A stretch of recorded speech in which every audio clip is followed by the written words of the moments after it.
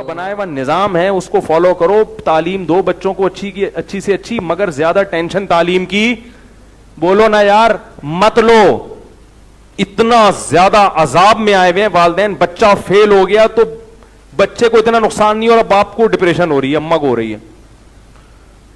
میرا پتا ہے اپنے بچوں کے بارے میں کیا اصول ہے, پڑھا رہا ہوں الحمدللہ, پیسہ بھی خرچ کر رہا ہوں ان کی تعلیم پہ, اچھے اسکولوں میں ایڈمیشن دلوایا ہوا ہے, رزلٹ دیکھتا ہوں ماشاءاللہ بہت اچھا, تھوڑا خراب رزلٹ ہے کوئی بات نہیں, اگلی دفعہ اچھا آ جائے گا, چلو شاباش, ٹینشن لینے کا. لیکن ماں باپ دیکھ یہ میتھ میں نمبر کم کیوں آئے, پٹاخ چماٹ لگا, جو ہے نا تیرے فزکس میں کم بخت, میں نے تو تجھے سوچا ہوا تھا سائنسدان بناؤں گا, ہیں کیوں سوچا ہوا تھا تم نے, کیوں اتنے زیادہ شیخ چلی بن رہے ہو بھائی. میری جو طبیعت ہے وہ ہے بچے کی اخلاق اور اس کی جسمانی گروتھ, ابھی بڑھنے دو, انسان تو بننے دو, گروتھ اچھی ہو, کھلاؤ ٹائٹ بچوں کو, دیسی گھی کھلاؤ, دیسی گھی بولو, ابھی بڑے ہو جاؤ, اسپیڈ سے بڑے ہو. اتنا بوجھ اسکولوں میں بچوں پہ لادا ہوا ہے, بچے بڑے ہو ہی نہیں رہے. ابھی آپ کہہ رہے تھے ہم تو چاہتے ہیں بڑے نہ ہو, اب آپ کہہ رہے ہیں بڑے, بھائی وہ تو ہوں گے نا بڑے, تو اب تمیز سے بڑے ہو جائے نا. اسکول جانے والے بچوں کی چہرے کو دیکھیں آپ, اکثر اترے ہوئے چہرے ہوتے ہیں, نیند پوری نہیں ہوتی ان کی, رات کو سوئیں گے 11 بجے, صبح اٹھ جائیں گے. بچے کو تو گھوڑے بیچ کے سوئے گا تب اس کی گروتھ ہوتی ہے, بچوں کے لیے وہ نیند نہیں ہے جو آدمی انسان جنہیں بڑے لوگوں کے لیے, ہمارے لیے 5-6 گھنٹے کی نیند بہت ہوتی ہے, بچوں کو گھوڑے بیچ کے سلانا پڑتا ہے. سو جاؤ تو پولیس آگے اٹھائے گی, بیٹا جب تک سونا ہے سوتے رہو, یہ بچے کے لیے ضروری ہے. صبح صبح مار مار کے اسکول کے لیے ان کو اٹھایا جاتا ہے, وہ ایسا بیچارہ نیند میں پاگل ہو رہا ہوتا ہے, اس کو ایسی طرح اٹھا کے وہ ایسا لگتا ہے جیسے قبر سے مردے کو اکھاڑ رہے ہیں, اتنی ٹینشن ہوتی ہے اس کو. پھر وہ پڑھائی, پھر امتحان, ایگزام کا بوجھ, اس سے بچے کی ذہنی گروتھ, پھر بچے میں کوئی کریٹو سوچ نہیں پیدا ہوتی کیونکہ وہ اسی میں الجھ کے رہ جاتا ہے. اکثر دنیا میں ذہین لوگ جنہوں نے قوم کو کوئی ٹاسک دی ہے وہ نالائق بچے ہیں جو اسکول میں پڑھتے نہیں تھے, کیونکہ پھر وہ دماغ اپنا ان نالائقوں میں بھی داخل ہوں. میں اسکول میں پڑھتا بولو بھائی نہیں تھا, شرارتوں میں دلچسپی لیتے تھے ہم. اب آپ کہیں گے اس پہ کلپ آ جائے گا, یہ تو پڑھے ہی نہیں اسکول میں. ہمارے اسکول ٹیچر تھے, انہوں نے مجھے آ کے کہا 9th کلاس میں کہ یہ جتنے فارمولے ہیں نا کیمسٹری کی کتاب میں, ہائیڈروجن ڈائی آکسائڈ اور NH4Cl, اور یہ سارے اپنی کاپی میں لکھ کے لاؤ.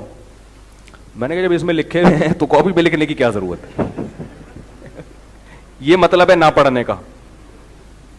بھائی جب اس میں لکھے ہوئے ہیں تو رٹا لگا کے لاؤ تو سمجھ میں آتا ہے, کاپی میں لکھ کے لاؤ. اب اگلے دن گئے ہیں تو ٹیچر نے ٹھکائی لگانا شروع کر دی, ڈانٹنا شروع کر دیا. روزانہ یہی ہوتا تھا, وہ کہہ رہے ہیں لکھو, ہم کہہ رہے ہیں یار کیا ٹینشن والا کام, بیٹھ کے کاپیاں کالی کرو بیٹھ کے, نہیں لکھا. پھر ٹلے شروع, جب پتا ہے اسکول میں جا کے پٹیں گے تو پھر آدمی اسکول میں جانے سے بھاگتا ہے. پھر لیٹ پہنچ رہے ہیں اور چھٹی سے پہلے ایک کھڑکی تھی گورنمنٹ وہ ایک کھڑکی تھی گلی میں کھلتی تھی, تو وہ اس کے ساتھ میں بیٹھتا تھا, تو 1 گھنٹہ پہلے وہاں سے چھلانگ ماری اور پتلی گلی سے نکل لیے. لیکن جب مدرسے میں گئے ہیں تو الحمدللہ اچھے نمبر سے پاس ہونا, کیونکہ وہاں کی پڑھائی ہمیں لگ رہا تھا کچھ لاجک ہے اس کی, اس میں دلچسپی تھی. تو میں یہ نہیں کہہ رہا ہر پڑھنے والے بچہ غلط ہوتا ہے, بہت سے پڑھنے والے بھی بڑے کام کر لیتے ہیں, لیکن اسکولوں کا جو سسٹم ہمارا جس طرز پہ چلایا جا رہا ہے نا بچوں کو, اس سے میں نے اکثر اسکول میں دیکھا ہے اس کو بیوقوف بچے زیادہ پڑھتے تھے. سمجھ میں آ رہی ہے بات, معذرت کے ساتھ, جو بیوقوف ہوتے تھے وہ شوق سے بولو بھائی. ذہین آدمی کا دماغ ایک جگہ کبھی بھی نہیں ٹکتا. آپ اپنے بچوں میں ذہین بچے کو لے کے بٹھائیں کاپی پینسل لے کے, اس کو ایسے لگے گا جیسے مجھے پھانسی کے پھندے پہ لٹکائے جانے والے ہیں, وہ ٹکے گا ہی نہیں. بیوقوف کو بٹھا دیں بیٹھ کے کام کرنا شروع کر دے گا, جو بولیں گے وہ کرے گا. اب لوگ کہتے ہیں میرا کتنا اچھا بچہ ہے ماشاءاللہ, جو بولو کر رہا ہے. ارے یہ اچھا نہیں ہے, یہ بیوقوف ہے, یہ دنیا میں کسی کام کا, یہ صرف کلرک بن کے یا کسی دفتر میں جو ہے نا بیٹھ کے کیا کرے گا, جاب کرے گا. یہ نہ بزنس کر سکتا ہے, نہ کسی سے ڈیبیٹ کر سکے گا, نہ قوم کو کوئی صحیح, خود ہی اس کو نہیں پتا ہوگا, تقلید کرے گا بس اندھی, نہ خود اس کے پاس گائیڈنس ہوگی, نہ کسی کو گائیڈ کر سکتا ہے, کیونکہ اللہ نے اس کو غلام سوچ دی ہے, اس کی کریٹو سوچ تخلیقی سوچ نہیں ہے. دیکھو نا, لڑکیاں پڑھائی میں زیادہ تیز ہیں, لڑکے کم تیز ہیں. کیوں؟ لڑکیاں اس لیے کہ ان کے اعصاب بھی کمزور ہوتے ہیں, ان کو ڈر خوف بہت ہوتا ہے, فیل ہو گئے تو پتہ نہیں کیا ہوگا. حالانکہ ان کو فیل ہونے کا اتنا نقصان نہیں ہے جتنا نقصان لڑکے کو ہے. اس کا تو فیوچر گیا نا لڑکے کا, اس نے تو کمانا ہے, لڑکی نہیں کمائی تو کیا اس کے شوہر کی ذمہ داری ہے. لیکن امتحان میں پریشان لڑکے زیادہ ہوتے ہیں, لڑکیاں ہوتی ہیں. لڑکیاں ساری رات بیٹھی رہیں گی, یار یہ کیا ہو رہا ہے. لڑکے کہتے ہیں یار دیکھیں گے دیکھیں گے یار. حالانکہ تم اگر فیل ہو گئے تمہارا تو فیوچر گیا. وہ کہیں گے یار دیکھیں گے, یار ابھی تھوڑا سا گٹکا شٹکا کھاتے ہیں, چل یار بیٹھتے ہیں, گپے لگاتے ہیں. اس کو ٹکانا مشکل ہے, کیونکہ اس کو اللہ نے ذہانت, بولو بھائی, زیادہ دی ہے. بہت کم ذہین لوگ ہوتے ہیں جو ذہین بھی ہوں اور پھر محنتی بھی ہوں. ہوتے ہیں ایسے لوگ بھی, لیکن اس کا ریشو, کیونکہ ان کو بہت محنت کرنی پڑتی ہے ذہن کو ایک جگہ ٹکانے کے لیے. ذہین آدمی کا دماغ کبھی بھی ایک جگہ ٹکتا نہیں ہے, وہ سوچتا رہتا ہے. بچوں کو بھی دیکھ لو نا, ادھر سے ادھر, ادھر سے ادھر. تو بچے میں اللہ نے ایک صلاحیت رکھی ہے سوچنے کی, ہر چیز پہ ریسرچ کرنے کی. ہم اسکول میں اس کو ایسا کچل دیتے ہیں نا اس کی. ایک تو اسکولوں کا ماحول دیکھو, ڈرائنگ کی کتابیں پکڑائی ہوئی ہیں ان کو, کلر کے ڈبے پہ ڈبے, بس یہ نیلا کلر, یہ پیلا کلر, سیب پہ. میں تو حیران ہوتا ہوں یہ کر کے آ رہے ہو بھائی تم. اس کو نیلے پیلے کا کیا پتہ نہیں چلے گا. بچوں کو بلیو کلر سکھانے کے لیے بلیو ڈے منایا جا رہا ہے. ارے کیا گاؤں دیہاتوں میں لوگوں کو نہیں پتا بلیو کیا ہوتا ہے اور یلو کیا ہوتا ہے؟ کیسی سوچ ہے غلامانہ. بس جو گورے نے کہہ دیا. ان کے ہاں جو بڑے بڑے سائنسدان پیدا ہوتے ہیں وہ اس اسکولنگ سسٹم کے تحت نہیں ہوتے جو آپ کے ہاں چل رہا ہے. ان کے ہاں وہ سسٹم ہے جو مسلمانوں کے تعلیمی اداروں میں ہوا کرتا تھا کسی زمانے میں. انہوں نے ہمارے سسٹم کو لے لیا اور ہم پر وہ پرانا بوسیدہ سسٹم تھوپ دیا. کیا کلر کے ڈبے, آپ لوگ جن کے بچے ہیں بتاؤ, کلر کے ڈبے خریدتے ہو کہ نہیں خریدتے بچوں کے لیے؟ کبھی پوچھا اسکول کے پرنسپل سے یہ کلر کیوں کروا رہے ہو, سیب میں نیلا اور لال کلر کیوں اس کا کیا فائدہ ہے؟ اتنی صلاحیتیں بچے کی ڈرائنگ میں کیوں؟ ڈرائنگ کر کے کیا کرنا ہے اس نے؟ کوئی مصور بننا ہے اس نے؟ بیکار چیزیں. بس ماں باپ کہتے ہیں یار بہت ہی کوئی ٹپکل قسم کا ان کا ایجوکیشن سسٹم ہے جو روایتی انداز سے, بولو بھائی, ہٹا ہوا ہے. روایتی انداز نہیں ہے, وہی پرانا ایک نیا سسٹم کے تحت کیلا ان کو بنانے کا بتایا جا رہا ہے کہ بنانا کسے کہتے ہیں. ویسے اگر بتا دیتے کہ بیٹا وہ جو ٹھیلے میں بک رہا ہے نا وہ کیا ہے, اول تو یہ بتانے کی ضرورت نہیں, گھر میں بچے کو خود ہی کیلا اور بنانا پتا چل جاتا ہے. اسکول کے لیے بنانے اور ایپل کی ضرورت, وہ تو اے فار ایپل تو الفابیٹ سکھانے کے لیے تو ٹھیک ہے. باقی ایپل کا جس بچے کو نہ پتا ہو وہ تو اس کو تو اسکول بھیجو ہی نہیں, کیونکہ وہ جس کو ایپل کا نہیں پتا وہ اسکول میں جا کے کیا پڑھے گا؟ اتنا تو دماغ پہلے سے ہونا چاہیے نا اس کا. صلاحیتیں برباد اور فیسیں دیکھو آپ.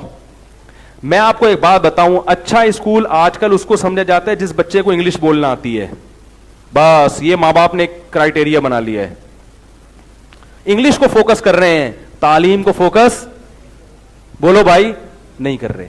کیونکہ میں میٹرک کے بچوں کا امتحان لیتا ہوں جو جامعۃ الرشید میں ایڈمیشن کے لیے آتے ہیں, تو جو او لیول پڑھے ہوئے بچے ہیں نا, ان کا جو تعلیمی جو معیار ہے وہ اتنا خراب ہوتا ہے کہ بہت حیران ہوتی ہے عقل کہ یار ان کو نہ الجبرا آتا ہے نہ ان کو سائنس کا پتا ہے کچھ, بس ٹھش پش پش انگلش بولنا شروع کرتے ہیں تو لوگ سمجھتے ہیں کہ ہمارا بچہ کیا ہے, بولو بھائی, پڑھا لکھا. تو اس میں سائنسدان پیدا, بھول جاؤ کہ اس ایجوکیشن سسٹم میں کوئی سائنٹسٹ پیدا ہوگا.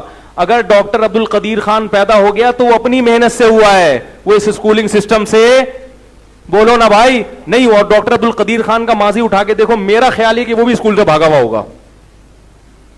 میرا خیال ہے, تجزیہ ہے, اسکول سے بھاگا ہوا ہوگا وہ.